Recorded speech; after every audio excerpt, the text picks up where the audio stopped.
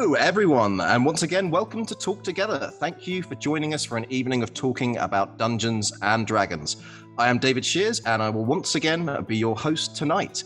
I'll be chatting to Rebecca, who you can see here, and we'll be going through some enticing questions and adventurous anecdotes. What questions, you ask? Well, the dice decide. Before we kick off, this stream will run for an hour. We are delighted to be sponsored by Hero Forge, Ultra Pro, and Elderwood Academy, and supported by D&D Beyond, Warriors of Waterdeep, and Level Up Dice. We are Roll Together RPG on all social media, and a massive thank you to our D20 Club on Patreon. Our shows are available as podcasts. Just search Roll Together RPG on your favorite podcasting app. So, Rebecca, let's begin, why don't we, by just telling us a little bit about yourself. Oh, hi, I am Rebecca Hare. I am an actor and a musician and many other hats, but also I play D&D, and it's great. That's all the pertinent information, right? I think that's the essential stuff that we need. There'll be a chance to talk a little bit more at the end and to plug anything that you want to plug, so everybody stay keenly tuned for that. Well, without further ado, let us jump into the dice rolls and get some questions. Virtual drum roll, I'm sure everyone is hearing in their heads right now, as the dice spring across the table. And that is a 10. So we begin with, what do you like in a DM or GM, Dungeon Master or Game Master? Oh, I'm really lucky because almost every DM I've played with is just flipping great. So I have a lot of good things to choose from and very few bad things. Amazing. I think most important for me is they have to be on the player's side. They want it to be fun. Like, obviously, you've got to have stakes and challenges. It can't just be easy. But if you have a DM who's actively trying to kill you because they think it's funny to make you sad, not really there for that. And and then, Chris and George are both amazing at doing this. If you give them stuff from your backstory, I love a DM who will weave that in. If you give them the knives, they will stab you with them. Because otherwise you've gone to all that fun of making up a 5-page long backstory, and then you never get to use it. What's the point? Absolutely. I mean, I personally know that DMs actually love that as well, because it gives them a bit of an opportunity to take some of the pressure off and put a few hooks together and help kind of craft that story, because it is that collaborative process, right? Like everybody's working together towards a common goal. And I certainly read about DMs who, for whatever reason, are taking it out on players and deciding to, you didn't take that hook, so here's 20 arbaleths to haunt your dreams. So, that's fun for everybody, isn't it? Well, not so much. Oh, look, we're all dead. Yeah. You said collaborative. I think that's another, again, George and Chris do this so flipping well, of not just going, this is my world and you will dance puppets, but actually, you cast something and they go, okay, what does that look like? When you do that, what is that? And then you get to kind of design it. And so it's not just casting blight, it's your character casting their own version of blight. And that makes me happy. It's full theatre of the mind and that immersive quality. So can you think of a recent example of any of the games that you've played, possibly games that you've played on this stream, where some of those hooks have been taken from the backstory and enhanced the story that you're playing? I mean, both streams I've been in recently have done it immensely. I mean, Gloomfalls, which is the one streaming at the moment, is maybe a bit too obvious because Chris took my character's entire backstory from the campaign of Corrupted in the summer and built a whole new campaign around them, which is we're basically living my backstory at the moment. Slightly more nuanced, maybe, was the end of Buried, where Veracity was maybe one of my less complex characters. She had one very clear aim that was her thing the whole way through. And I don't know if I should spoil her or not, but if people haven't caught up with it. But go on. Okay, all Veracity wanted was to be allowed to go home and see her parents again and just go home and be happy. And it was going to happen and it was going to be fine. And the big peril of getting murdered by the big boss or getting trapped on the demiplane didn't happen. We got home safely. She was definitely going to be able to go home. And then in like the last 15 minutes of a 36-hour campaign, the real big boss behind all of it cursed Veracity that she was never allowed to stay in one place for more than a couple of days at a time.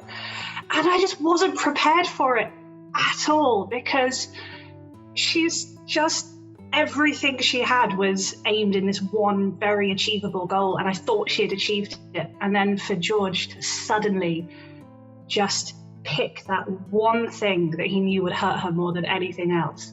I mean, I hate him, but it was also amazing. I saw a lot of love for Veracity, precisely because, as you say, like this slightly more simplistic and just good. This one, like I've seen a lot of chat comments basically saying that for some people Veracity's the favorite, but a lot of people they like that nuance. They like a few characters that have different feels to them, and that was a very dramatic moment. I remember it well, and I thought at the time I had such feels. I cried. I full on cried on stream. Yeah, it was a moment. It's good to be invested in the gameplay, right? And it's a sign that the DM's making some wise choices, storytelling wise. Maybe not for the character. Oh, it was amazing. I wouldn't have it any other way. It was great. Fantastic. Roll. Shall we roll the dice once more and see what we come up with? All right. That is a 4, and we've not had this question before, and it is a bit of an existential one, I suppose. Who would you love to have at your gaming table? There's a bit of a twist on the old dinner party. Dinner table.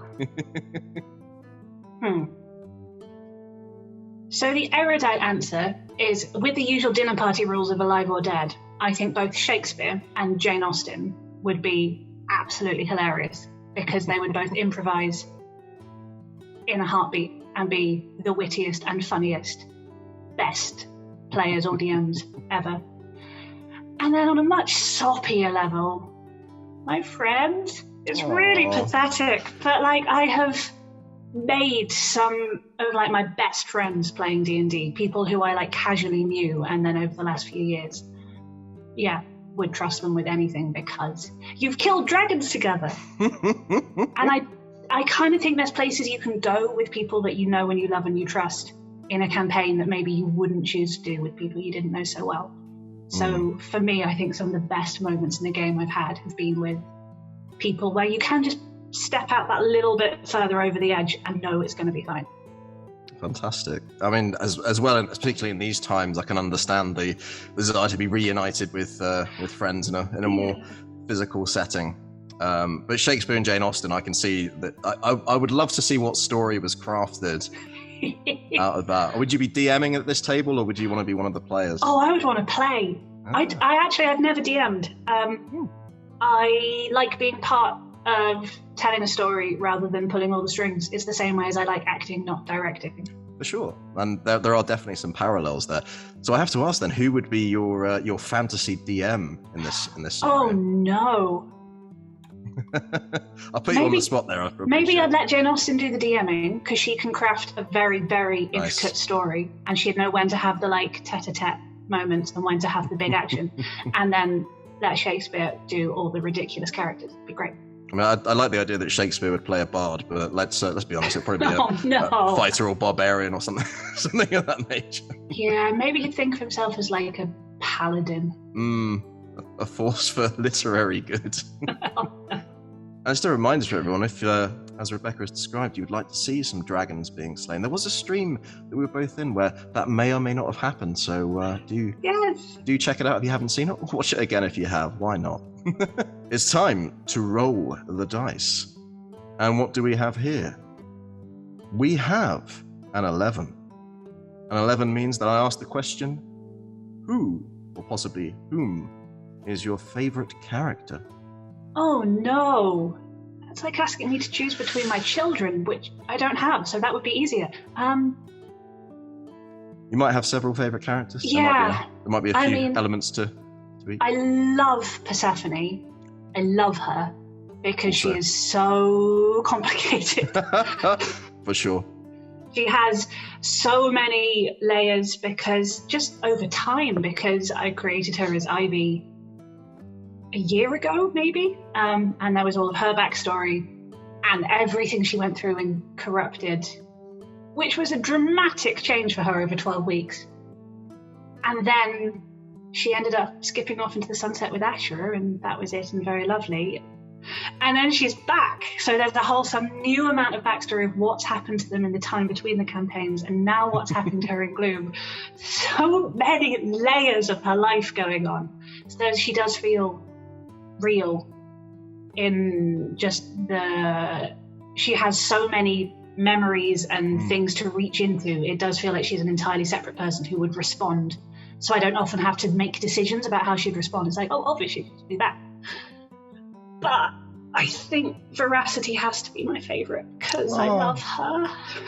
And I think for weirdly the opposite reason. She's so simple. I didn't paint her pages and pages of stuff. She's just, she wants to go home. She doesn't like bullies. And she really likes setting fire to things. And you just sort of go from there. And I love her. That's what you call it in Stanislavskian terms, some strong objectives. Strong objectives.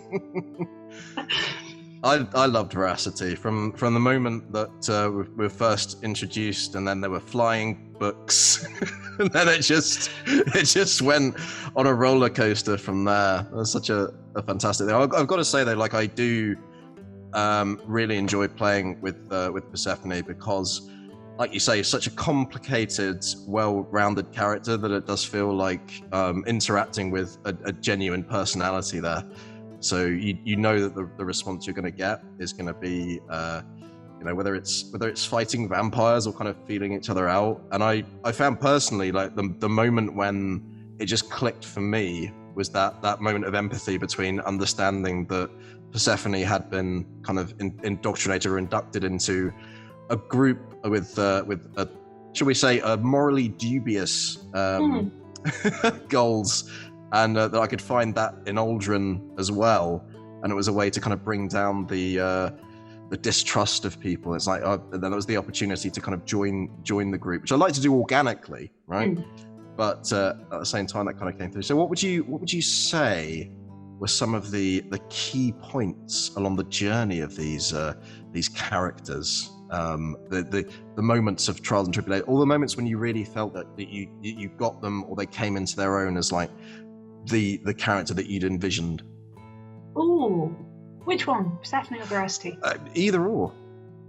I mean, I would say go down the Veracity route as Veracity is your favorite, but I would also say that you kind of brought up kind of a key point with Veracity at the end of the game. And if people are watching Gloom at the moment but haven't seen Corrupted, it might be an opportunity to So where she was going didn't matter in the slightest. It was where she was running from, and she had to keep her sister safe and had to not be found. Nothing else mattered, which was a really interesting way to start a campaign.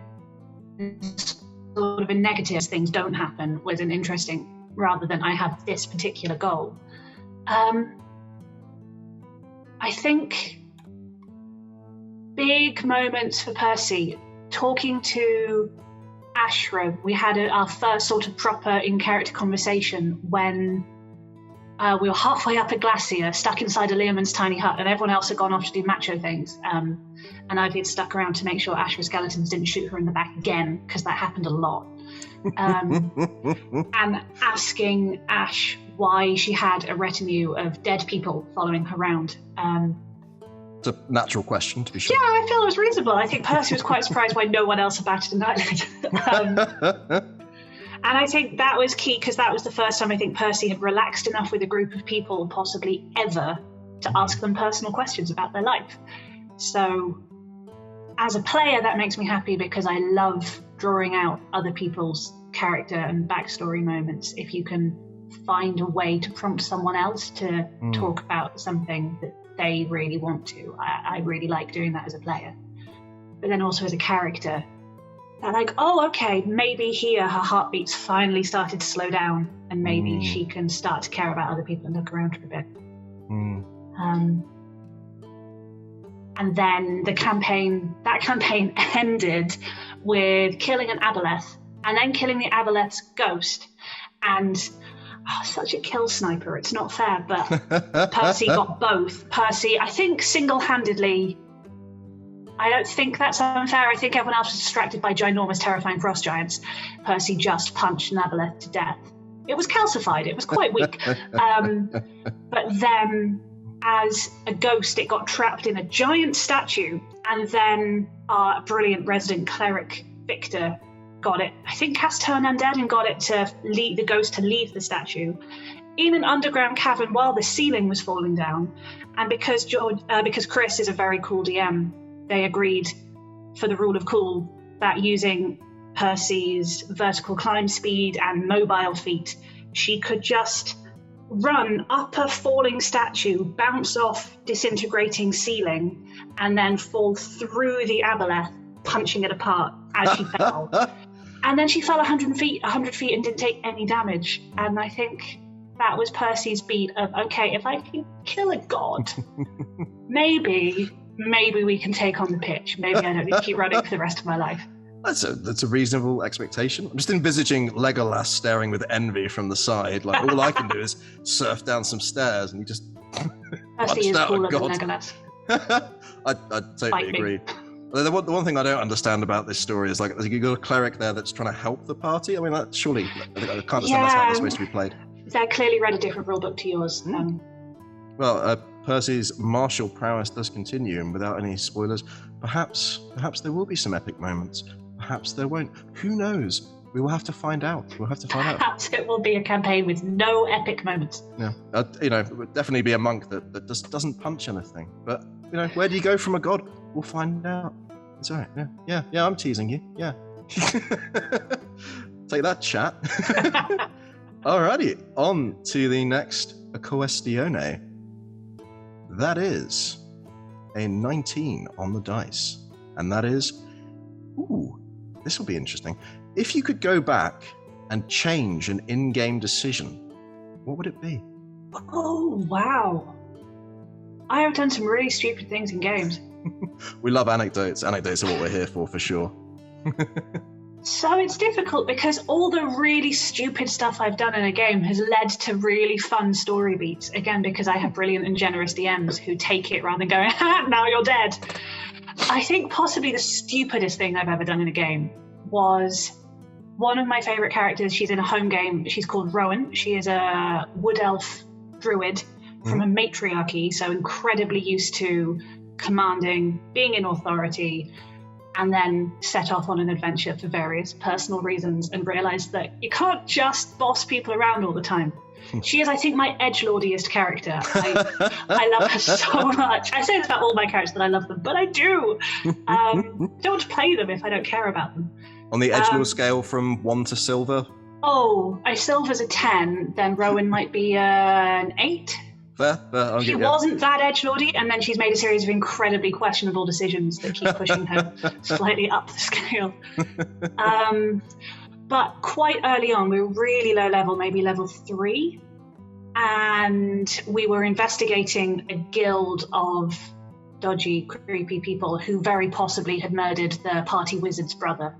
And we didn't like them at all, and the DM had given lots of "these are bad people" clues.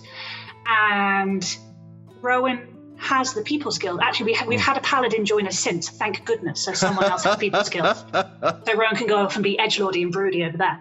But at this point, Rowan was the one with the people skills. So we went to some kind of casino, and the barbarian and the gunslinger and the wizard went off and did some investigation over there while Rowan tried chatting to someone who seemed really friendly and really nice, and my insight rolls came back clear, and my persuasion rolls were doing really well, and my deception rolls were doing really well. And so she casually followed him off to his office to have a look at the papers that they really needed, because he wasn't suspecting a thing. And then we were in the dungeons, and it was not an office, and it was really bad. And I forgot that Rowan could do magic, because I was so invested in the role play and so tense, because the DM for that campaign, Sandy, is just amazing, and was really playing this charming, lovely, bumbling NPC who'd suddenly gone terrifying. And I was just there like, I will go along with this because I have no idea what to do. And then my entire party were like, hey, Rebecca, you're a spellcaster. So maybe of any moment I could change, it might be not forgetting that I can do magic in a really dangerous situation. Yeah, not my proudest moment. That's such a wonderful moment. Like this idea of trying to remember magic under pressure and whilst being so invested in it. I can see that. That's delightful. I think. So go on. The DM offered to retcon, but I was like, you know what? I believe this. And so we worked something out that she remembered magic at exactly this moment. Maybe she wouldn't die. But yeah, I think it's entirely believable. If you could do spells and someone was threatening you, you might forget how to do your spells. It's great. Absolutely. I mean, show me someone who's played D&D that hasn't at some point forgotten something that their class can do. And I'll show you someone that hasn't played D&D, at least in my experience. I started playing a cleric and I was about halfway through the first session. I was like, oh yeah, guidance is a thing. I mean, I feel every game of Gloomfalls so far, someone in the party has gone, you have mobile. Because we keep doing maths about attacks of opportunity, and then someone will go, you're fine. So it's all good. And it's well, this is it. When you've got a team like just like your party was like. But by the way, Rebecca, spells they're a thing in D&D. It's good. It's good to be reminded of this. And if anybody wants to remind me that guidance is a thing, because I will forget a lot, then I'm happy with Noted. that. Fantastic. Well, once again, it is that time. Let us roll the D&D Beyond dice. And that is a 15. Okay, interesting. Where do you start when making a character? Ooh, I imagine in a very different place from you, because you are the best player I've ever met for power playing. And I admire it so much, but also no.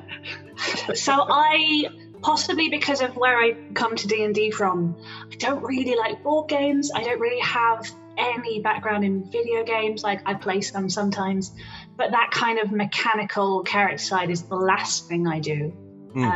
Whereas because storytelling and acting and characterization is like what I like doing and what I do for a living, that's always where I'll start. So I generally I will panic for a while because I don't want to play a new character. I have all the characters that I love in my head. I can never love another one. And then I get over that.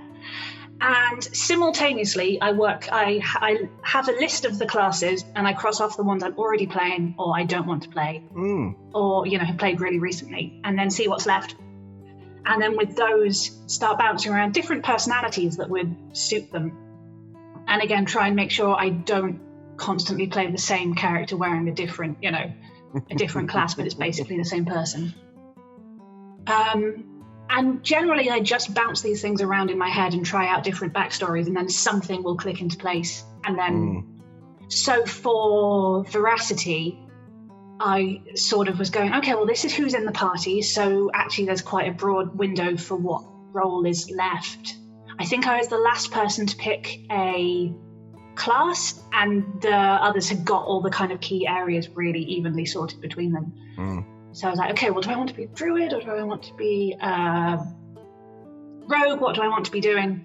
And then kind of went, well, I don't want to play someone who's really aggressive and punchy because I've just finished playing Persephone. I don't want to play someone who's quite smarmy and arrogant because I've just finished playing Cecil. And then was also, well, why is she in Elturel? Why would she go off on this adventure? And then so sort of just walk around with those ideas for a few days, and then they suddenly go, okay, this is who she is. She is a fire druid, and she is really young and really enthusiastic, and she is an Elturel because she really screwed up. And so they all just sort of into place.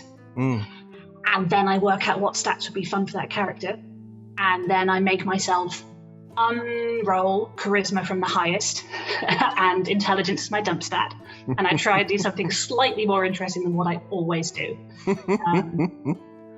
What's your archetype? What would you always do? Charisma, wisdom, dex, con, and then dump strength and intelligence. Which I say, but I've managed to play some really, really, really uncharismatic characters on stream. So I think I'm actually allowed to play a high charisma one next time. I think I've played enough tactless idiots that it's okay. You've done your time at the cold face. We're going back to charisma. Percy has +2 charisma, but I don't play it, so I think that's okay. Cecil always came across as being quite charismatic, similar to our previous streams. but a bit of an arse. That made a nice change. No, fantastic. So it sounds almost like it's this the process of building a character from an actor's perspective, and then just finding the ways that the mechanics kind of fit that concept. Yeah, 100%. Which you're absolutely right. It's very different from the way that I think about. So they're not always optimized. I have on occasions been asked to slightly nerf the character for storytelling purposes, and that's fine. And to be fair, one of the most fun I've ever had playing a character was when I started playing with Chris, and they created a character for me because I didn't really have a clue what was going on, and I was coming to a campaign kind of midway through. And I think the character had an intelligence of 6 and was a druid and a lizard folk, and genuinely thought, because one of the party members said that you could eat gold to obtain nourishment, and eventually got to a high enough level that I could awaken a giant snake, which had an intelligence of 10, and therefore functioned as my sort of part conscience and part like sort of pseudo brain to be like, I don't think that's a good idea. So, that's amazing. So it has to be said that if I could kick the optimization habit, I'll have a concept in mind, but then maybe sometimes guilty of tuning my backstory to justify why I can do certain things. I don't think it's a guilty of. It's just a different. And honestly, I need to learn a bit more about optimization. I've learned more than usual for Gloom because seeing, David's playing, and I've met Aldrin and knew exactly how brilliant he was at everything. And then also Chris had said, like, this is high level, high stakes, you could all die, ask for stuff. So talk to George a bit about, how Asher and Percy might work together and what things we wanted between us. So slowly learning how to bump up a character's stats. But it's not my starting point at all. No, totally. But that party synergy thing and bringing the character together, that makes a lot of sense, and I can see that again potentially coming into play. Who can say with these things? Not us, definitely not us. We don't know. No, I don't know what I'm doing from one day to the next. So it's all up in the air. All right, fantastic. Let us once again roll. Almost said roll together, which would have been cheesy, but then I said it anyway, so that kind of defies the point. Okay. Oh, interesting. This is a number 9. So what would you say to a new player, someone who's considering getting involved in D&D or maybe has just started? Ooh. It's fun. It's just fun. I didn't have a clue what I was doing when I started. The friends teaching me were like, what do you want to be? And I was like, a wizard, because I'd read Harry Potter and wizards seemed cool. And bumbled around a sort of Training Wheels campaign without any idea of what was going on. And it was amazing fun. But it took me quite a while to realize that it's not like a board game where you have your list of options or what you can do. What should I do here is anything you like. So I think don't worry about getting it right or wrong, or if someone who's played for 5 years at the table next to you would do exactly the same thing. Do what you think looks fun, and either the DM will make it work and go with it and it'll be brilliant, or the DM will go, I'm really sorry you can't do that, and then you can just try something else. But don't get stressed about it. And some people take it really seriously, but let them. Don't get intimidated by those things. That's a very good point, because people do come to D&D looking for different things out of the game, and sometimes that'll work and sometimes it won't. I'd say, like, if you don't enjoy your first experience, it may just be that particular group of people are looking for something different but the great thing about D&D is it gives such scope. So there are some people who play it almost like a war game and are interested in grids and using abilities and like minimal RP, and there are some people who approach it much more like a piece of improv theatre, where it's all about character interaction and moving forward. And that's the great thing about Tasha's now, because there's so much more on the negotiation front and so on. So there is, I mean, I'd hesitate to say something for everyone, but something for most people. Is that fair? Almost everyone. Yeah. Yeah, it has more flexibility, I think, than any other hobby ever, she said boldly. But like, of my campaigns, my Rowan campaign is so edgelordy and dark, and we do, scary things. And then I have another campaign where I don't know we ever do any plot. We just fall about laughing for 3 hours a week. It's a Theros campaign, and we just bumble around pretend ancient Greece, making bad puns and doing incredibly silly things. And fortunately, the DM finds it hilarious too. Otherwise, I think he'd have pulled all his hair out by now. But yeah, the game can offer both serious character that leaves you thinking about it for days and just a really good laugh with your friends. And then, other people who play it with no role play, just combat stats. Yeah. And it's great. Fun. That's my takeaway from this. Just it's fun. Have fun. Do yourself. Do what you want to do, and enjoy it. Fantastic. Okay, it is time once again to roll those magic dice. I feel like we're getting through these. Oh yeah, we're getting some great responses and so on, which is good because we wrote all these questions, so let's ask them. I'll just have to tell George that I just waffled a lot less than him. I think let's be nice and say that George had an in-depth response to many questions, and yours have been very, very much the same. George also knows what he's talking about a lot more than I do. Well, that's the joy of doing this, because it's about different people having different perspectives and different experiences. And let's be honest, if we did them and everybody had exactly the same responses, I don't think anyone would watch. It would just be the same words in different voices. It'd be interesting maybe twice, and then nope. Yeah, exactly. So it's it's great to have people on that are in fact individuals and not automatons, of which yourself and George have been very much, and I'm sure people ongoing will be, because there's a lot of, in my view, interesting people that take part in these things. Mm-hmm. And with that waffle out. Here's some controversy on that roll. No. How do you feel about fudging rolls? No. I have no strong feelings. No, it's bad. I say this because I tried it once, really early on. I think I was playing a paladin, and I have described in real detail this incredibly cool thing I wanted her to do. And it wasn't like life and death. It wasn't important. It wasn't the killing blow of it.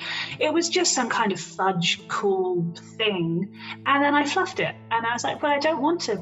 This was a paladin who wanted everyone to take her very seriously. And and everyone will just laugh at her if I get a 2 and she falls over. I don't want this. I was like, so I'm just going to say she got a 17 or something. And it was just so unsatisfying, because suddenly you aren't playing a game of chance. You might as well then script it. Like, I get why people do. I really understand the temptation, and I did try it once. But it just turns it into something that D&D isn't. Yeah. And by that point, you might as well sit down and write out what you want to happen. True. I do understand why DMs do it, because they aren't just responsible for their own character. If a DM has accidentally misrolled a boss that's too hard to kill, or is rolling impossibly well, and something that should have been a hard encounter turns into a TPK, or they're about to kill a character and they know that would really upset the player. I do understand why in a moment a DM might go, oh look, it's a natural 1. So that I think is different from a player doing it. Yeah. But as a player, I think once you start, then when does it stop? You can just control the game in a way that stops it being fun. And it stops being fun for everyone at the table. Yeah. If you can't fail, and everyone else is playing fairly, then you have an unfair advantage, and it messes up all the party dynamics, I think. Yeah, it for me, and I appreciate you're not a computer games sort of person, but for me it's like playing a game with God mode on. Okay. And it's just, so you're going through and you're invincible and nothing can harm you, and it's deeply unsatisfying. I can understand. I think there's one circumstance where I can understand doing it as a player, because I did this myself. I don't do it now when I was a new player, and I think I basically had to make a dex check to stop somebody plummeting to their death in a volcano because they'd already failed. And I will freely admit that I did fudge it because I didn't want them to die, but I felt so guilty about that. And I was having a chat with someone else a while later on, and it's like the negative consequences and getting things wrong is just as much a part of the game for me, and just as much a part of that positive experience, because it's how do you then respond to that adversity. And both of us coming from performative backgrounds, like drama is conflict, right? And if there isn't any conflict, what's the point? I mean, you could have a DM just throw like an ancient dragon at you, and like, I walk up to it and I punch it in the teeth and it dies. Cool. Yeah. Well, was that satisfying? Have you earned it?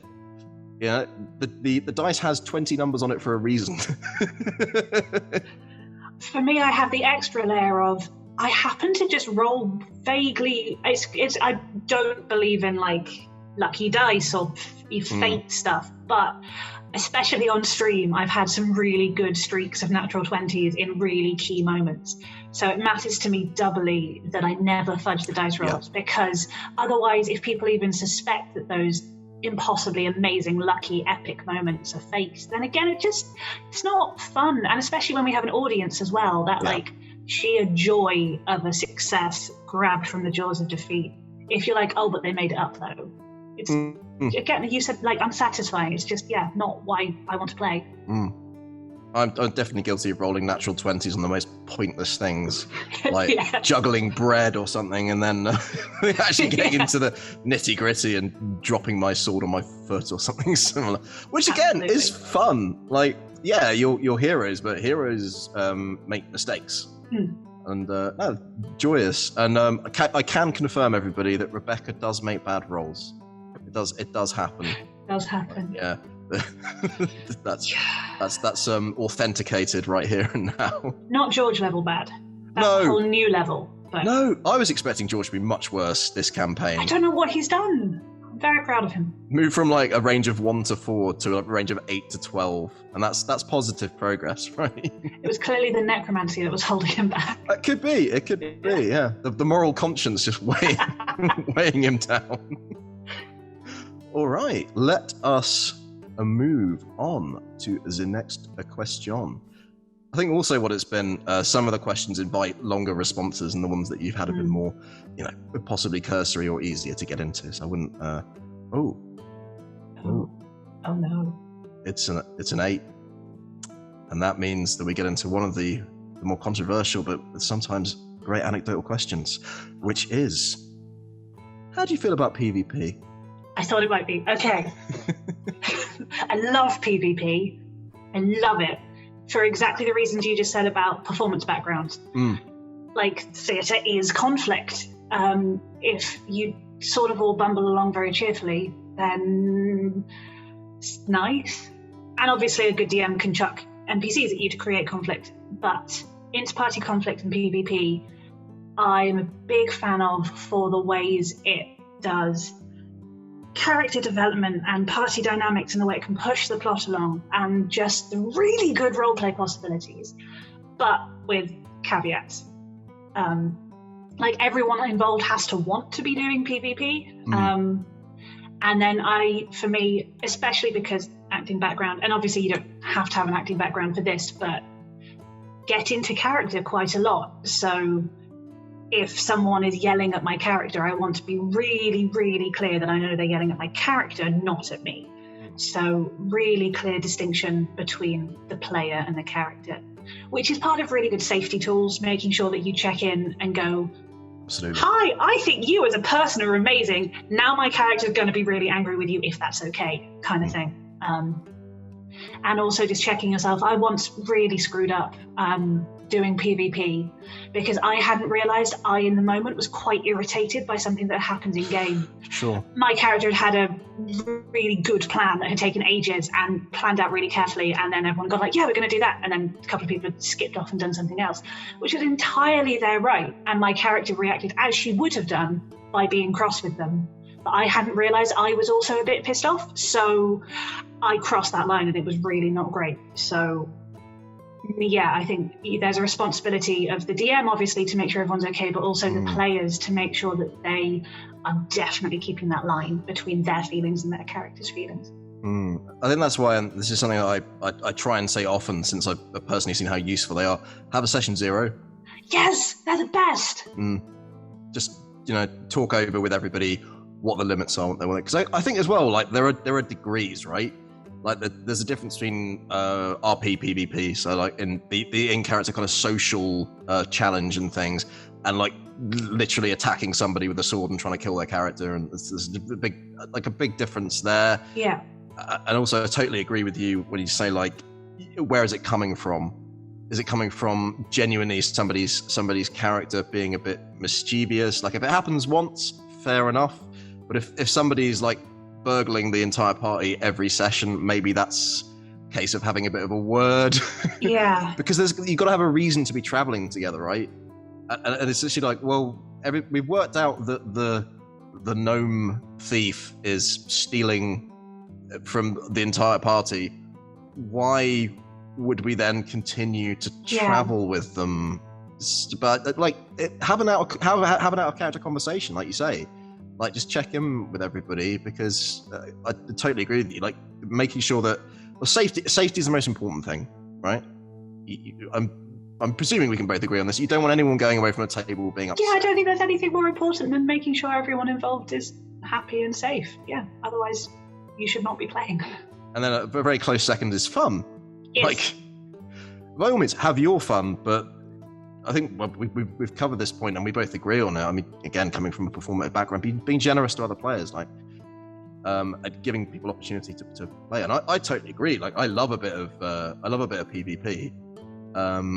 But there's been, I mean, certainly, like, and we were very good on this in some of the moments that we've previously had with characters, just being able to check in, and like, because the characters have had an altercation, but just being like, you know, that was just characters. We're all good. Yeah, absolutely, and do that. It doesn't detract from the flow of the game, and it makes sure that everybody's having a good old time, right?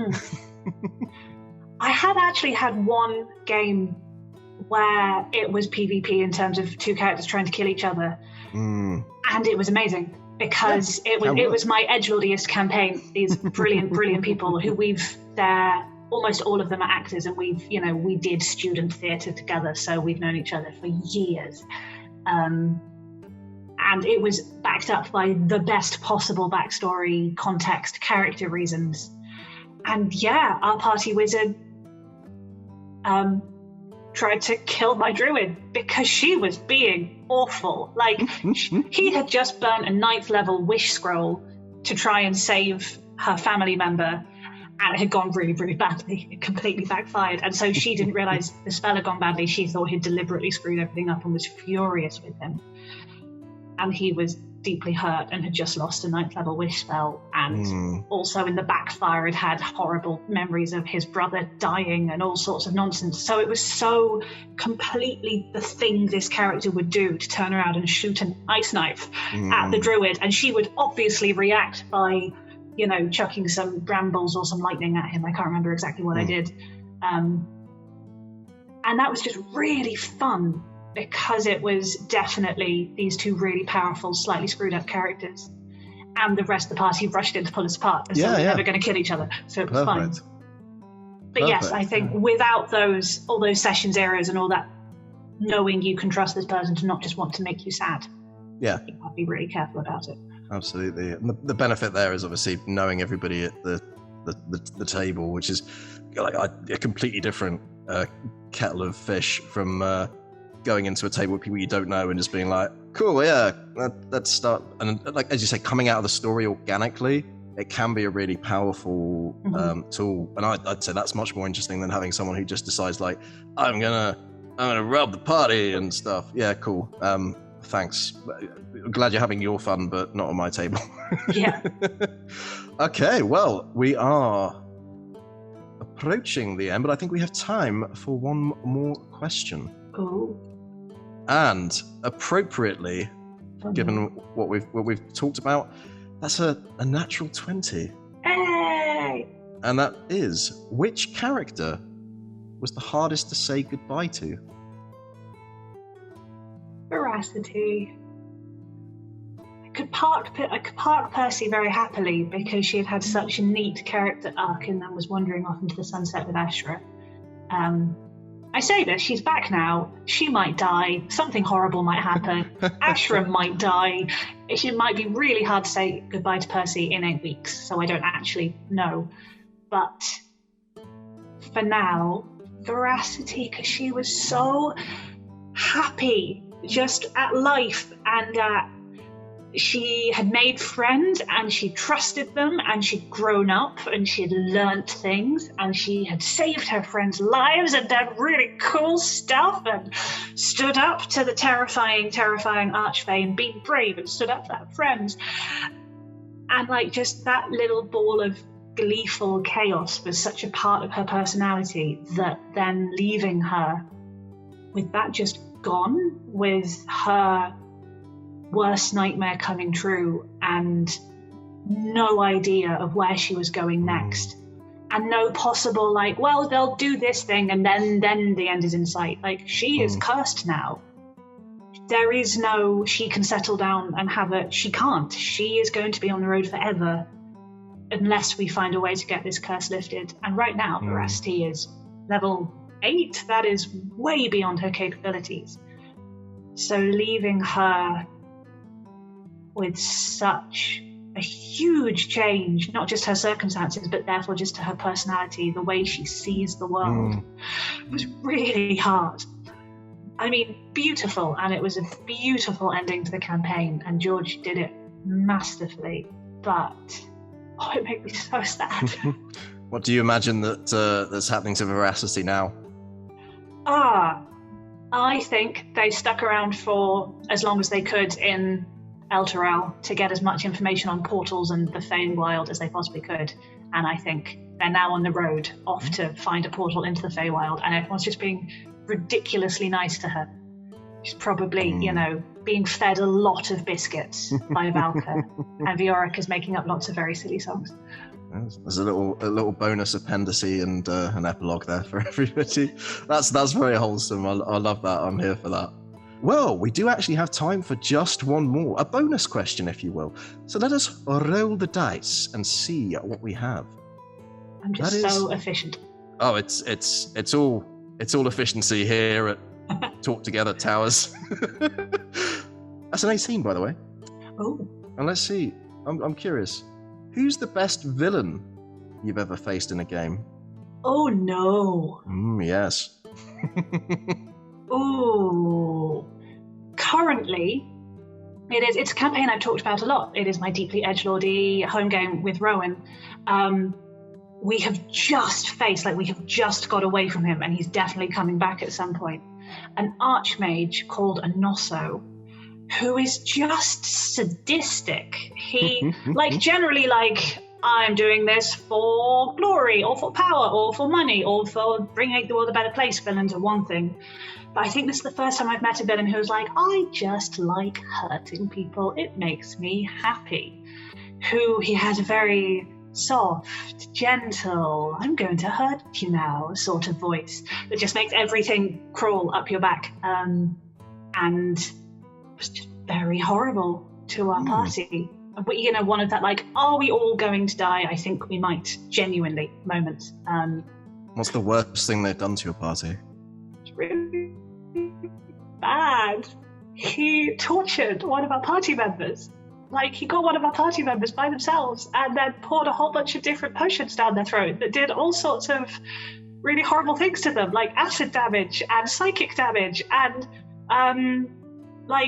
burnt their insides. And it was all really, really... I told you it was my edgelordy campaign. It was really dark. It's perfectly edgelordy for sure. I love a villain that believes they're doing right. They're doing the right thing, like a bit of a Thanos, if you will. But I also, there's something about someone that you can just feel no moral compunction about wanting to end, because they are just no redeeming qualities whatsoever. And we know we only got away because he thought it would be more fun for us to get away, for him to... So it's not like, well, we beat him. We didn't. We are just alive because he finds us entertaining. So we're definitely going to come back in like 6 levels' time and kill him. But for now, we just failed, which is a real feeling to sit with when someone's been that horrible to your party, to then be like, yeah, can't do anything about that. We're going to run now. It was a bastard. mood. Yeah. But I feel like Chris may just pip this to the post by the end of Gloom Falls with the pitch. Because we've only seen the pitch, 3 episodes now, and they're already awful. I have feelings about the pitch. So I feel like if anyone could beat that level of horror, it will be Chris. I mean, you put the pitch, you put the Church of Mask, and you put a vampire clan together, and what you have there is a delicious soup of antagonism. And on that very particular note, that is about all we have time for. Is there anything that you want to talk about? Oh, do you know, I actually have things to plug for the first time in like a year. Plug away. I have 2 things. So I do a lot of work with a very awesome poetry and theatre company called Live Canon. And we have 6 shows coming up at the German Street Theatre that will be live streamed and in an actual theatre with an actual audience, which I'm very excited about. And then I am doing a production of Romeo and Juliet in the summer that is a whole brand new 3-handed operatic / Shakespearean / feminist incredible production, which I only found about yesterday, so I have very few details, but I will tweet about them. So if you're interested, follow me on Twitter and you will find out about the things. And the details will be available, I believe, in chat for people to see now. If you have websites, links and so on, I think we can put those up. If not, I'll ask the mods. They tend to be very friendly if you ask them things nicely. Lovely stuff. Okay. Thank you for joining us, chat. And Rebecca, pleasure talking to you, being part of the show. If you enjoyed this, we stream every Saturday from 6 p.m. to 7 p.m. GMT, and we stream D&D games on Mondays and Tuesdays. On Mondays from 6 p.m. to 9 p.m. GMT, we stream Gloom Falls on Baldur's Gate, and on Tuesdays, we are currently streaming Andor, and get yourself prepped for the finale. All of our shows stream at twitch.tv/RollTogetherRPG, and there's a YouTube link in chat. And don't forget, you can also enjoy as a podcast on your favorite podcast provider. Many thanks again to our D20 Club on Patreon, all of our sponsors and supporters, and once again, stay classy at the table.